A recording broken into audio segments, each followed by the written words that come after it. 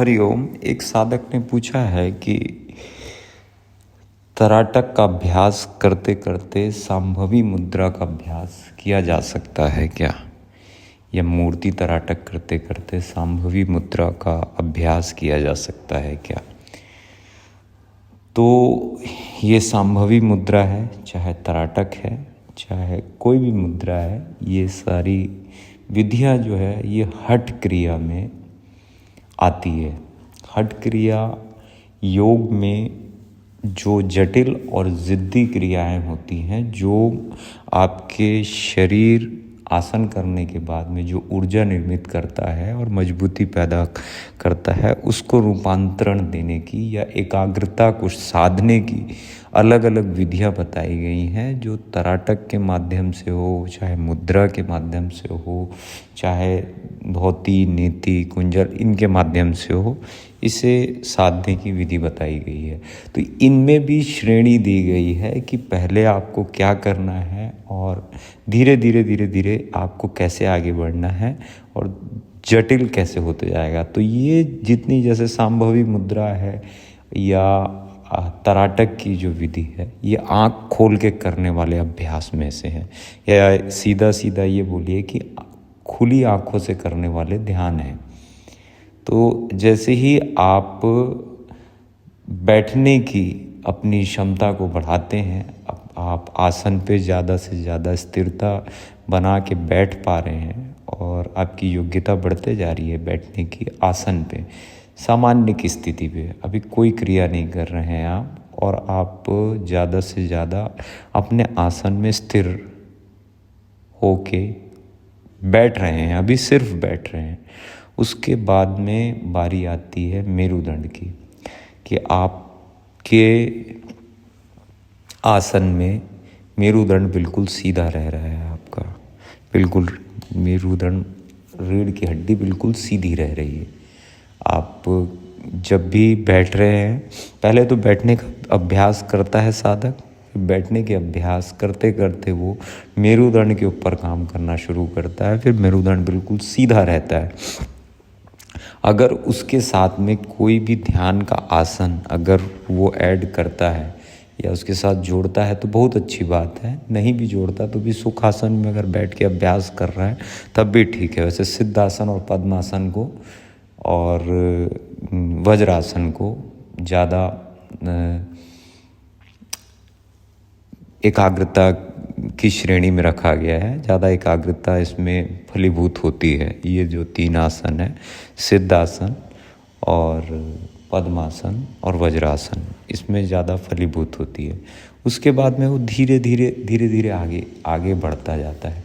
अब जैसे ही वो बैठने की अपनी योग्यता को बढ़ाता है, वैसे वैसे उसको उसकी जो बाहरी रूप की जो जिज्ञासा होती है, अभी तो सिर्फ बैठने की स्थिति बढ़ाया, फिर उसने मेरुदंड सीधा रखने की स्थिति बढ़ाई, उसके बाद उसने आंखें बंद करने का अभ्यास करना शुरू किया। से क्रम विधिवत तरीके से क्रम आ रहे हैं हम। तो जैसे ही वो आंख बंद करके अभ्यास करना शुरू करता है तो व्याकुलता पैदा होती है। व्याकुलता आंख बंद करने से पैदा करता है मन, विचारों के माध्यम से जो बाहर की ओर जाने के लिए या आँख को खोलने के लिए तत्पर करती है। तो पहले आप व्याकुलता को समझेंगे, पहले आप बिना उसको कुछ किए आप सिर्फ आँख को बंद करके रखेंगे। आँख को जितनी देर आप बंद करके रख रहे हैं, अभी कोई ध्यान की विधि नहीं है, अभी कुछ नहीं है, पहले आप बैठने की कैपेसिटी बढ़ाएंगे, फिर मेरुदंड सीधा रखने की कैपेसिटी बढ़ाएंगे। कोई आसन लेते हैं तो बहुत अच्छी बात है, नहीं लेते हैं तब भी ठीक है। अब आंख बंद करने की बारी आई। आंख बंद करेंगे, विचारों के ऊपर कोई काम नहीं करेंगे, विचार जैसे चल रहे हैं चलने देंगे। उसके बाद साधक अपनी आँख को जितनी देर बंद करके रखता है उतनी देर उसके सामने उसके विचार, उसकी धैर्यता को और उसकी स्थिरता को नापते हैं। ज़्यादा से ज़्यादा उसको व्याकुलता पैदा करेंगे कि अब आँख खोल लो या आँख खोल के ही बैठ जाओ। अब जैसे वो अपनी अवधि को बढ़ाता जाता है, वैसे वैसे उसको आनंद आने लगता है इस स्थिति पे। व्याकुलता फिर धीरे धीरे क्षीण होते जाती है। उसके बाद बारी आती है खुले हुए आँख से करने वाले ध्यान की। जो व्याकुलता आपको जो परेशान कर रही थी, उसको आपने आँख बंद करके पहले शांत किया। पहले सीधी ही आँख खोल के आपने तराटक या आँख से खुले करने वाले, जैसे भोचरी मुद्रा है या सांभवी मुद्रा है या काकाई मुद्रा है या काली मुद्रा है, ये सब मुद्राएं आपने नहीं लगाई हैं। आपने पहले उसे समझा कि जो ये व्याकुलता पैदा हो रही है मेरे अंदर में या मेरे आँखों के सामने में या आंतरिक जो पैदा हो रही है, ये धीरे धीरे इसे समझ के उसके बाद में अब इसको रूपांतरित करने की बारी आती है। तब इसके बाद साधक तराटक में आता है। तराटक में भी पहली जो श्रेणी आती है वो बिंदु तराटक की आती है। पहले किसी भी एक दीवार पे या कोई कागज के टुकड़े पे एक बिंदु को अंकित करके उसके ऊपर बैठ के उस पे दृष्टि निरंतर केंद्रित करता है साधक। फिर धीरे धीरे उसमें जैसे ही निपुण होता है, उसके बाद में फिर वो मूर्ति का अभ्यास करता है। किसी भी मूर्ति के सामने में रख के मूर्ति पे केंद्रित करता है। अब पहले बिंदु पे करने का मतलब ज़रूरी क्यों होता है वो बता देता हूँ मैं। क्योंकि जो बिंदु पे केंद्रित किया हुआ जो आपकी जो चेतना है, अगर आपने बिंदु पे केंद्रित करी तो बिंदु एक रूप नहीं है किसी भी चीज़ का, वो सिर्फ बिंदु है, रूप नहीं है। अब जैसे ही आप बिंदु पे केंद्रित अपने आप को करने लगेंगे तो आपका सीधा सीधा केंद्र में आपकी सिर्फ चेतना आएगी। क्योंकि बिंदु की कल्पनाएं नहीं कर सकते आप। बिंदु चाहे एक बना सकते हैं या दो बना सकते हैं। बिंदु के साथ में आप कोई कहानी नहीं बना सकते या आपका मन कोई कहानी नहीं बनाता। अगर कोई साधक सीधा मूर्ति तराटक में अगर आता है तो मूर्ति जिसकी है या मूर्ति किसी भगवान की है या किसी महापुरुष की है तो उसके साथ में एक कहानी चल रही जो आपका मन जानता है। आप नहीं जानते तो एक अलग बात है, लेकिन उसके बाद में भी वो जिस आकार की है और जिसमें उस पे भी एक कहानी जाके चलते रहती है। वो आपका मन निरंतर उस कहानियों को छोड़ता जाता है। आपके अभ्यास के दौरान आपका अभ्यास भी चलता रहेगा और वो आपका मन बार बार एक कल्पनाओं के माध्यम से या विचारों के माध्यम से एक कहानी छोड़ता रहेगा। अगर आपने बिंदु से साधते हुए अगर आया है तो आप बिल्कुल साधक इस अवस्था पे किसी भी एक जगह पे जाके अपने मस्तिष्क को या अपनी दृष्टि को केंद्रित कर देता है। चाहे मूर्ति की आंखों में केंद्रित कर देगा या नाक में केंद्रित कर देगा या दोनों भावों के बीच में केंद्रित कर देगा या मस्तिष्क में केंद्रित कर देगा। किसी भी एक जगह पे केंद्रित करने के योग्य हो जाता है। इसीलिए पहले बिंदु तराटक बताया जाता है, उसके बाद में फिर मूर्ति तराटक बताया जाता है। अब जो है ये इस पे तादात्म्य बनाना शुरू कर देता है। अब तक के अभ्यास का विधिवत तरीके से अभी तादात्म्य बनाना शुरू कर देता है। ये जो विधि बता रहा हूँ मैं आपको, ये जितने धैर्य और धीरज से मैं आपको बता रहा हूँ, इससे 100 गुना ज़्यादा धैर्य और धीरज साधक को अपने अंदर में रखना होता है। तब वो धीरे धीरे निखर के आता है। तब वो धीरे धीरे, आप ये चीज़ बोलें कि हम एक दिन बैठे हैं और एक दिन 1 घंटा बैठ गए हैं, उसके बाद में हम आँख भी बंद करने लग गए हैं, हम मेरुदंड भी सीधा रख के आधा घंटा बैठ जाते हैं, हम 2 घंटा पद्मासन लगा के बैठ जाते हैं। नहीं, धीरे धीरे साधना होता है और धीरे धीरे ये जितनी भी विधि बता रहा हूँ ये साधना के माध्यम से आप आगे चलेंगे। उसके बाद बारी आती है लौ तराटक की या दीपक तराटक की बारी आती है।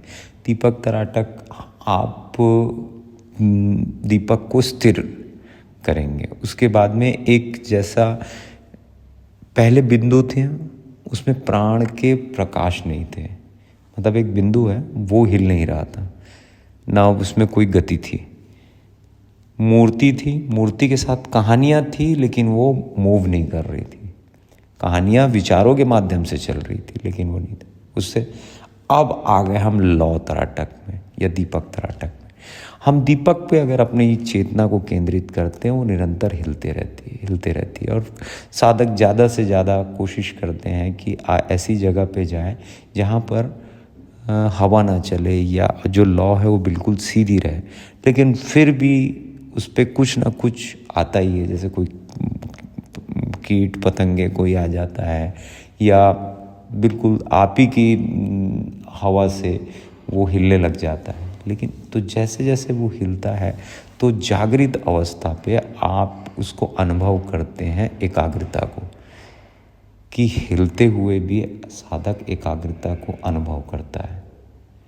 अभी यहाँ तक साधक ने अगर साध लिया इसको, उसके बाद ब्रह्मांड में जाके उसको तराटक करने के लिए योग्य हो जाता है वो। जैसे तारे के ऊपर में, चांद के ऊपर में, या किसी और इस तारे के समूह के ऊपर में तराटक करने के योग्य हो जाता है।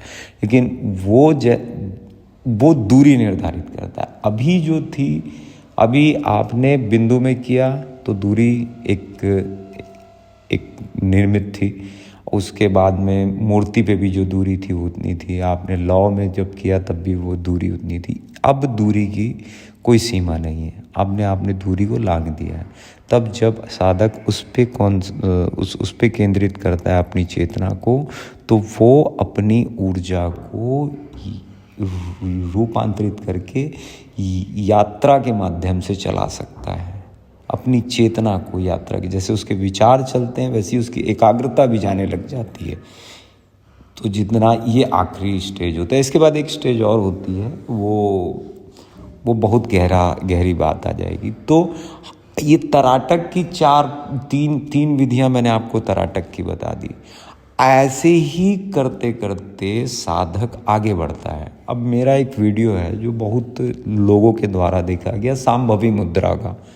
तो उस पे मैंने सांभवी मुद्रा ऐसे ही बैठ के, किसी ने पूछा कि सांभवी मुद्रा आप कर सकते हैं, तो मैंने उनको करके दिखाया। कोई आसन नहीं, कुछ नहीं, ऐसे ही चलते चलते जो सांभवी मुद्रा मैंने करके दिखाई है, उसमें वो सांभवी मुद्रा ये पूरे अभ्यासों को करने के बाद धीरे धीरे योग्यता आई है और स्थिरता आई है। सांभवी मुद्रा में जब भी आप करेंगे सांभवी मुद्रा, तो एक खिंचाव का अनुभव आप अपनी आंखों पे करेंगे।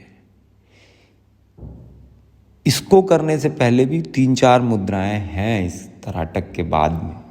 इसको भोचरी मुद्रा बोलते हैं, काकाई मुद्रा बोलते हैं, ये काली मुद्रा कहते हैं। ये सब मुद्राएं और भी हैं। उसके बाद उसको करते करते योग्य होता है आदमी सांभवी मुद्रा लगाने के लिए। सांभवी मुद्रा लगाना मतलब आपने अपनी आंखें खोल के, अपनी आंखों की जो दृष्टि जहाँ से आप कोई मैसेज ग्रहण करते हैं, आँख खुली हुई है, लेकिन आपने उस कैमरे को ऊपर की ओर सरका दिया है अपनी योग्यता से, अपने एकाग्रता से और अपनी जटिलता से। ये हठ क्रिया के अंतर में ये बहुत बड़ा या बहुत जो बलपूर्वक करने वाले जो अभ्यास होते हैं उसकी श्रेणी में आता है।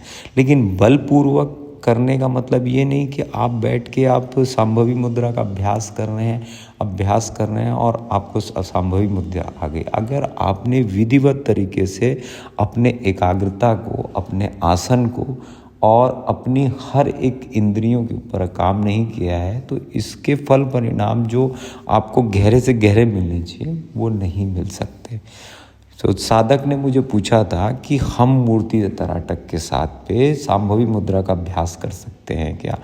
तो पहले तो इसके जो सरलतम से सरलतम जितने अभ्यास होते हैं योग में और योगिक क्रिया में, आँख खोल के करने वाले जो ध्यान होते हैं या मुद्राएं होती हैं, सरलतम से सरलतम, जितने सरल करेंगे, उसको करते करते अपनी स्थिरता और अपनी योग्यता को बढ़ाने के बाद में ये जटिल श्रेणी के जितने भी अभ्यास होते हैं इस पर धीरे धीरे बढ़िए।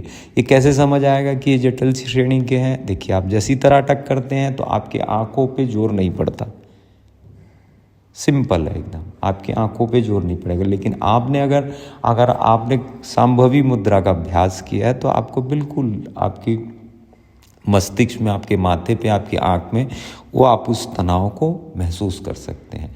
तो तनाव को नहीं साधना है, एकाग्रता और आसन को साधना है। तो कर तो सकते हैं, लेकिन विधिवत तरीके से धीरे धीरे जब आदमी आगे बढ़ोगे तब आप इस योग्य होते जाएंगे कि आपको क्या करना है और कैसे करना है। ठीक है। हरिओम। मैं योगाचार्य शिवाय, doctor in naturopathy and yoga science. Her her Mahadev.